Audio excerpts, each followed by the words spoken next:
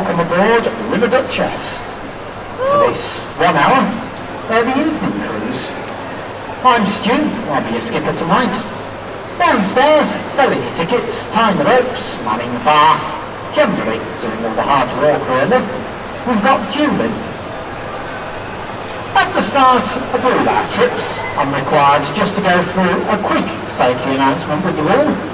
River Duchess here carries more than enough life-saving equipment for everybody on board. This takes the form of orange rigid life rafts, which are right at the front of the top deck, just in front of the wheelhouse here. Orange life rings hang from the deck rails of all the open areas. Life jackets are opposite the bar in the cupboard there. There's fire extinguishers at the front and back of the lower saloon, as well as one in the wheelhouse holding me. And if you find yourself downstairs at any point, you should note that several of the windows are marked as emergency exits. These slide to open and can be used as additional exits in an emergency. In case of any emergency there, please follow any instructions given to you by the crew, quickly and calmly, will lead you away to your nearest, safest exit. Obviously, at the moment, we do have some measures in place due to coronavirus. We do ask that, where possible, you do wear face coverings on board. And this is actually mandatory downstairs now in the enclosed areas. You're alright if you're in the forward cockpit at the front of the boat there, the open bit. But if you're in the enclosed saloon, face coverings are mandatory.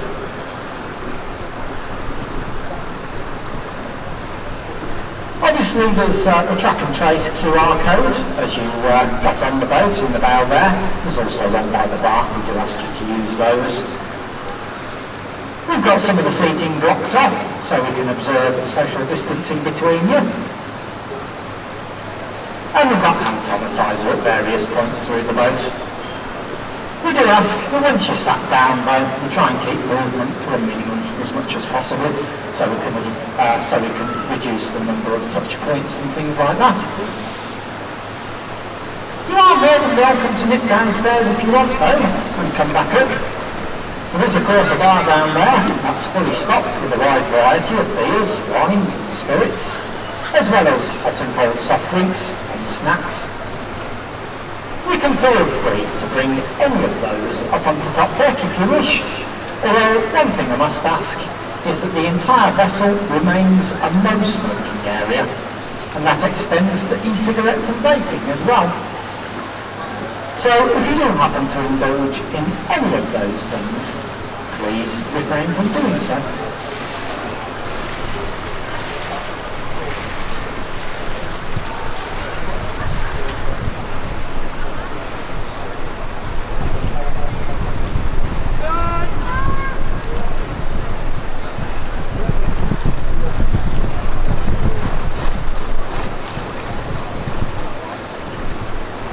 The formalities out the way then, we'll move on to hopefully more interesting matters.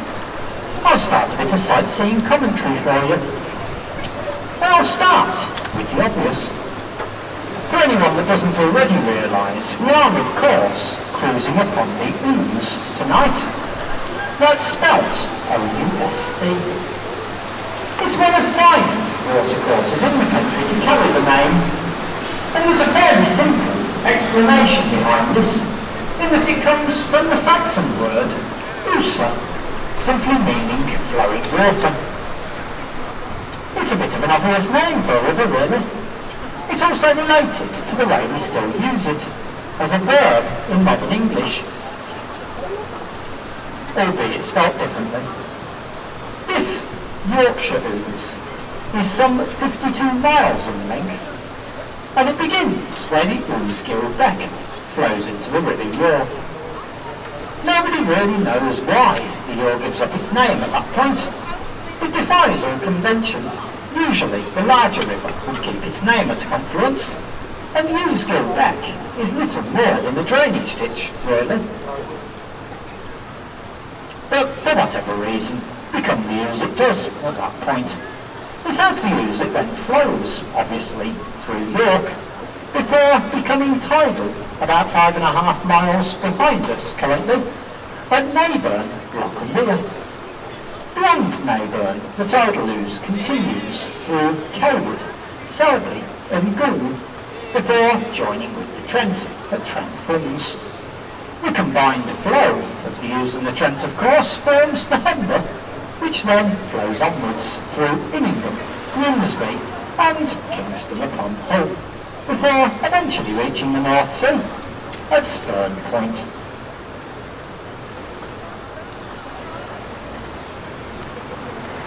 That's the general geography of the river out the way anyway. With that out the way, we'll move on to what you can actually see, I suppose. Directly ahead of us there is Scarborough Bridge.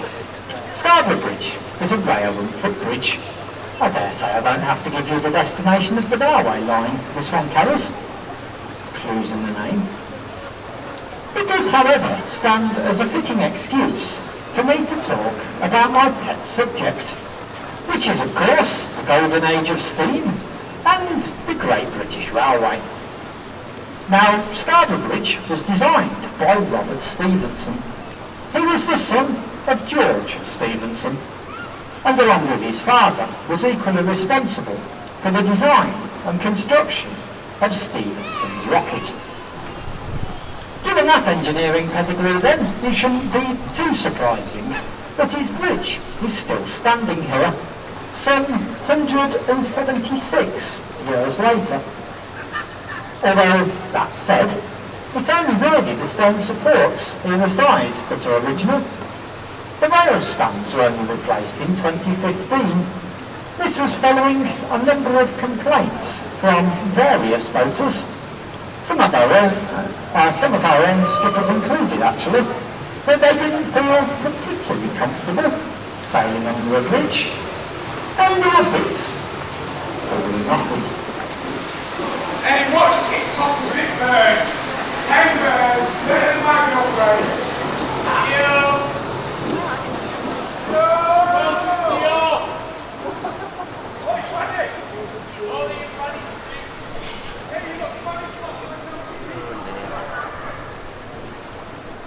Sometimes I feel like I know how the Romans must have felt sailing up here for the first time, the locals screaming, waving sticks at them, throwing things. And some people still do everything they can to resist civilization. Looking over to the left here, I can continue on with my favourite subject, because over the tops of the trees there you can see the roof of the National Railway Museum. The Railway Museum opened on this site in 1975 to house a large portion of the National Railway collection in what was then the old steam shed. Obviously, it's been added to and altered many times over the years since then, and it's hard to say exactly which exhibits you can expect to see in there at any given time, really. They do tend to exchange them with other museums around the country fairly regularly. In fact, the Railway Museum has only recently reopened, and it is well worth a visit currently. One of the current exhibits is the original Stephenson's rocket. It's really quite impressive to go and look at, especially when you bear in mind that when she was built, all the way back in 1829, Stephenson's rocket was actually the fastest vehicle on Earth, capable of achieving a massive 30 miles per hour. That was more than enough for the time, though. In fact, doctors at the time claimed that the human body just wasn't meant to travel at that sort of speed, and that the vibrations from travelling at 30 miles per hour could cause the human mind to become unhinged. In other words, it could drive you insane. I'm sure you'll be glad to hear, therefore, that we won't be quite reaching 30 miles per hour today. Not on this boat, anyway. In fact, I'm pretty sure if we did manage to get this particular boat to hit 30 miles per hour, then the vibrations really would drive us all insane. That gatehouse is part of St Peter's School. St Peter's claims to be the oldest school in the country, although they originally opened on a completely different site, much nearer the Minster, which explains the use of the Minster's dedication saint in the name of the school. While it was on its original site, St Peter's was home to a rather infamous pupil. It's said that during his time at the school, this guy would have excelled at the subjects of politics and chemistry. His later life led him to join the Spanish army. He was known amongst the Spaniards as Guido, and he worked up quite a reputation for himself as a demolitions expert, specialising specifically in gunpowder. Of course, much later in his life, he was probably the only man to ever enter the Houses of Parliament with completely honest intentions, which, funnily enough, led to a rather gruesome execution for him. If you haven't already guessed, I am, of course, referring to Guy Fawkes, one-time resident of York, an old boy of St Peter's School. In fact, to this day, St Peter's refused to burn an effigy of Guy atop their fire. Apparently, it's bad form to burn an old boy. I dare say some of the current students must take great heart, knowing what they can get away with in later life.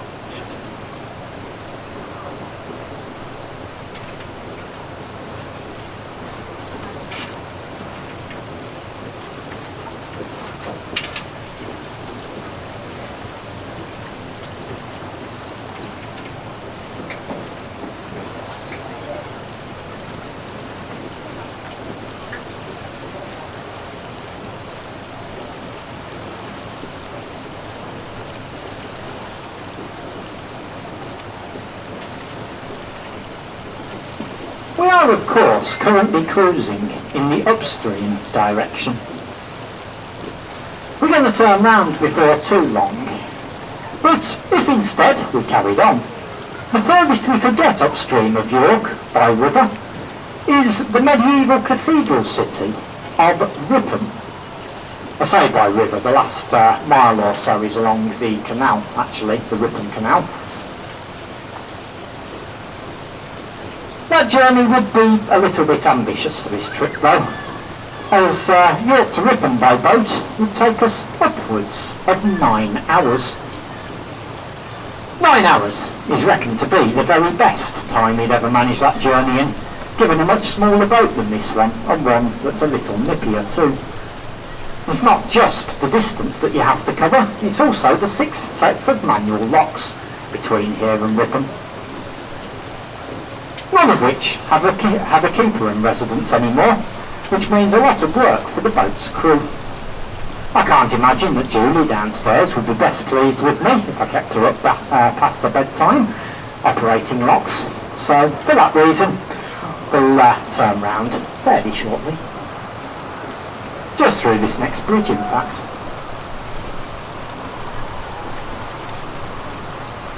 This bridge ahead of us is Clifton Bridge. Admittedly, this is probably the least interesting bridge we're going to sail under today.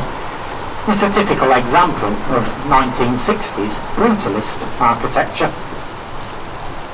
If you look at the pillars though, you can see those horizontal lines. They're rather useful, because if you look all the way up to the road section, on any of the pillars, count down 2 of those horizontal lines, fix your eyes on that second line, and just see if you can imagine, as we sail underneath, the river flowing at that height. Because that gives you the record flood height of the year 2000.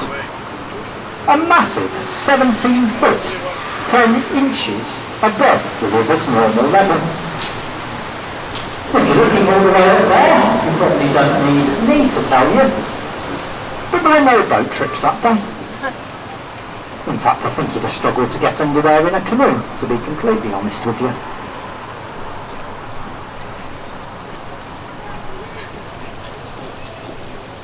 York is no stranger to flooding, of course. Pretty much every year we get at least one newsworthy flood.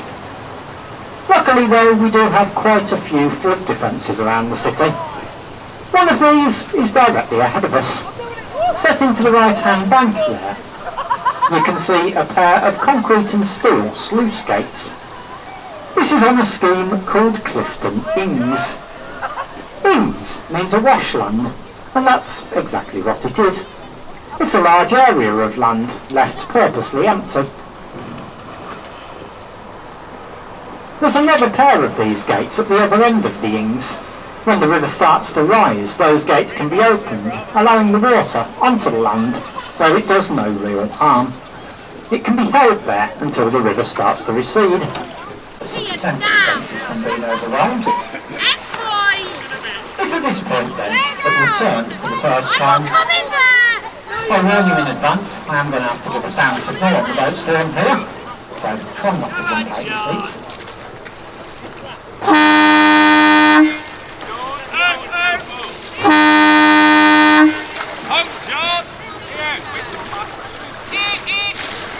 Two short blasts on the boat's horn simply means that we're altering our course to port, or, for those of you slightly less nautical, turn round.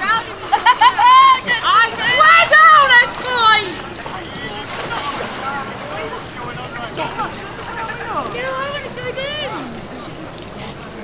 For anyone that's considering a swim in the river at any point, my recommendation is don't. It's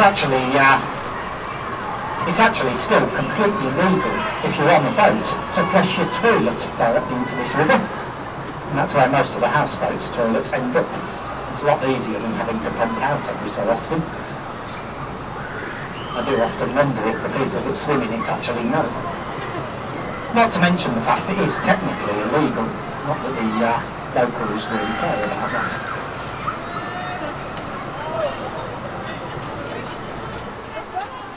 That tower is just one of their many targets around the city. Looking directly ahead of us here, that's Clifton Bridge. It also marks the point where the city walls join the river. You can see them either side. Clifton is the older of York's two cast iron road bridges, and the only road bridge to cross the river in a single span. It was designed by a man called Thomas Page, who, funnily enough, was studying to become a sailor, of all things, in Yorkshire, when somebody suggested that he should instead turn his hand to engineering. It was obviously his subject, as he was lucky enough to study under the famous Isambard Kingdom Brunel, before going on to design several famous bridges, including two over the Ouse here in York, I'll show you the other one later, and Westminster Bridge over the Thames in London. Both of these bridges here in York, by the way, mark the ends of the city walls. So it's at this point that we re-enter the medieval city. As we do, have a look to the left, that's our boatyard. And behind the boatyard, the rather impressive limestone building of the Guildhall. York's Guildhall is the oldest in the country, originally laid out in 1445, although most of what you now see is much later restoration work. The piece nearest to us, in fact, with the tower on the corner there, was only finished in 1960. That was part of an 18-year-long restoration effort, made necessary thanks to the Germans, or more specifically, the Luftwaffe. If you look around the lower floor windows of the central section there, in amongst the scaffolding, just level with the two boats tied together there in fact, you can still see black marks around the lower floor windows. Those are scorch marks left by incendiary bombs dropped on the building during the Baedeker bombing raids. The lower floors were completely gutted. The bombs were actually meant for the railway station, but a few fell short. Some landed on the Guildhall, some ended up in the river. The scaffolding and crane there at the moment are to do with restabilisation works going on the Guildhall.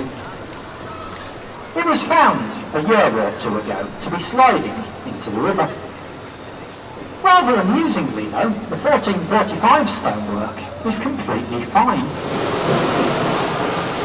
Looking to the left makes very clear of the bridge. The building with the right top half there is the King's Arms pub, York's most famous pub, although it's more famous for river water than it is beer. Record floods of the year 2000 got all the way up to the ground beam around the middle of the building there. Lesser floods pretty much everywhere get at least over the doorstep and into the bar. Looking over to the left there, you can see a little sailing boat. Have a look at it, and specifically take note of just how tall it is with its masts up, as I'll be using that as a bit of a reference in a few minutes' time. That sailing boat is tied alongside the King's Stave, and on our right is Queen's Stave. Stave is a Norse word meaning mooring or landing place. It's the Norse equivalent to the Anglo-Saxon boor, or the Norman French king, which some of you might be more familiar with. The reason behind these names is that we're currently cruising through the old port district of York. York was very busy in Longport in its day. The entirety of the right-hand bank was once lined with warehouses, nowadays mostly demolished. The few that do still stand are conversions, mostly to flats, apartments and offices. One such conversion is the last building on the right here before the bridge, the bonding warehouse. This would have been the first port of call for anyone bringing goods into the city by river, as this is where they were landed and kept in bond, until taxes and duties have been paid on them. They could then be released for upward sale. Nowadays, the bonding warehouse is home to York's first £1 million apartment. You do get some very nice views of the river for that money though, I suppose. In fact, when it floods, you get 360-degree views of the river, as the road behind it floods. Now, when Skeldergate Bridge, ahead of us here, was built, it was at the height of York's river trade, and the main barges trading to this region would have been powered by sail. I showed you that sailing boat earlier.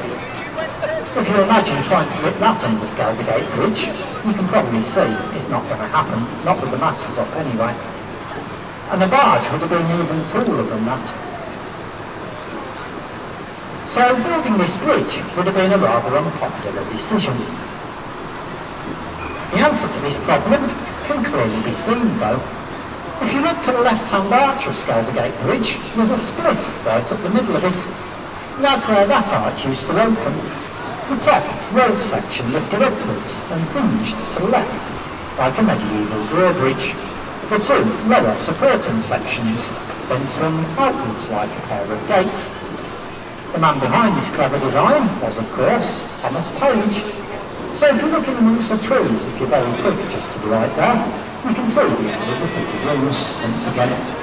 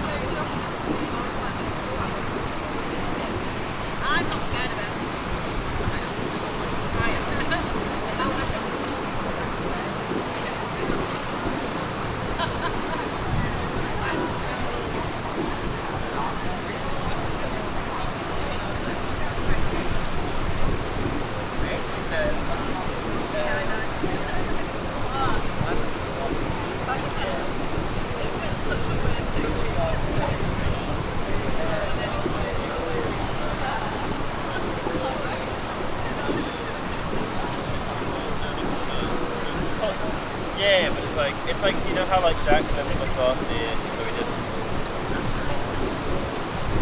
Well, basically, you guys can see